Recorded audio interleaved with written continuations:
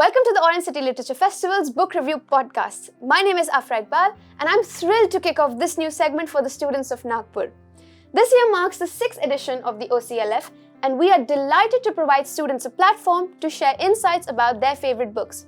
Joining me today is Ms. Siddhi Sahare from the MKH Sancheti Public School and Junior College, and she will be speaking to us about a powerful tale, The Mayor of Casterbridge, a story about ambition, redemption, consequence, and pride. So, Siddhi, a very warm welcome to our podcast. How are you feeling today? I'm really excited. You're excited to be Yes. here. Okay. Now, the book that you've chosen is very fascinating. Lovely choice. Very excited to hear more from you. So, let's get started? Yes. Okay. So, now this book has some pretty serious themes. The Mayor of Casterbridge, right? There's pride, there's redemption, there's consequences. There's so many different things. There's so many serious themes. So, for a young student like yourself, what drew you to this book? Such serious themes. What made you interested? Why is this book your favorite? Okay, well, actually, my teacher recommended to read it. And yeah, after reading it, I just found out it is my cup of It is your cup of tea. Yes. Okay. And can you tell us a little more about the plot? Well, actually, the novel is based on a life story of Michael Henchard.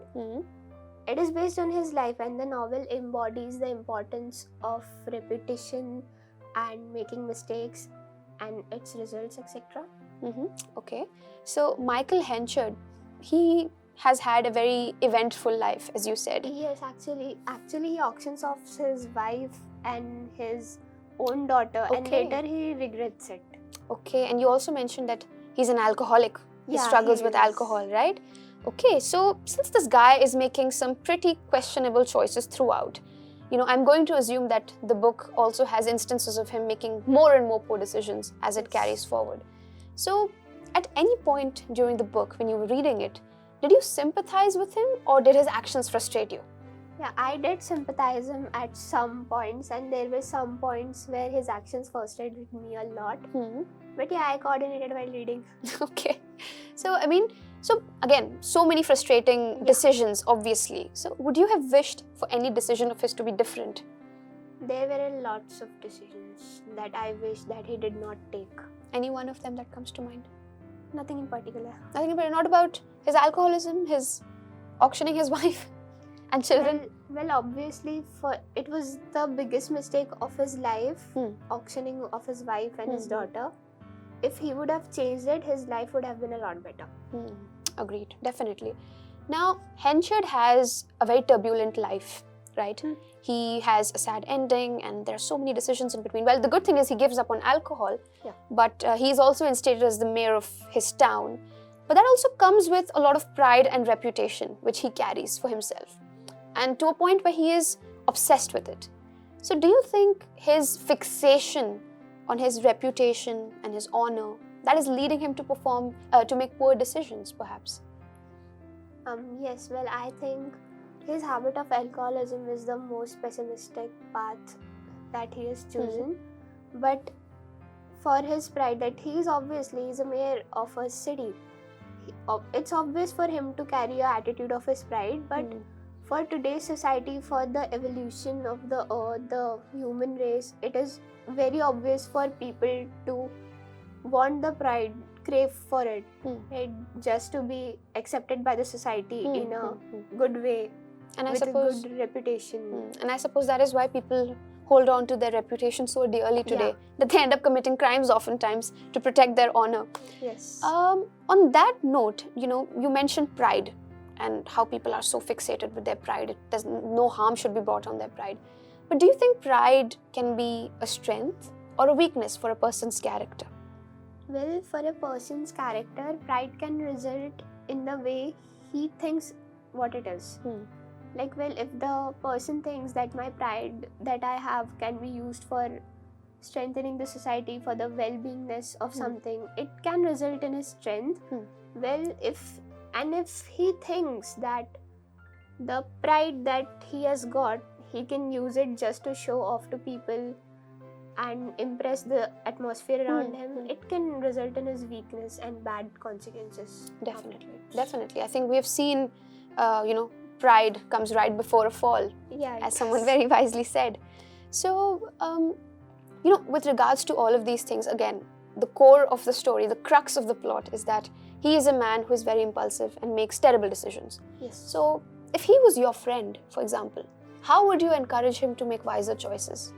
Well, if I had such friend or if Henchard was my friend, I would obviously suggest him to, just quit alcohol and try ways where he can go to the optimistic ways and adapt a healthier lifestyle, etc. And I would help him to quit the alcohol. Yes, because, it all starts with his alcoholism. Yes. He auctions off his family and then that causes a strain, even though he gives up on it eventually, but a lot of things come into play there. So the story is also exploring themes of forgiveness, redemption and all of these things. But these days, do you think forgiving people and letting go is easier, or is it more easy to exact revenge on someone? Well, for a karma believer like me, I think forgiving someone is a better choice. Because if you forgive someone, it just frees your heart away all of the burden and all. And just leave it up to nature. The nature will think what to do with the bad person. The bad he does, it will eventually just go Come back to him. Right. That's a very good point.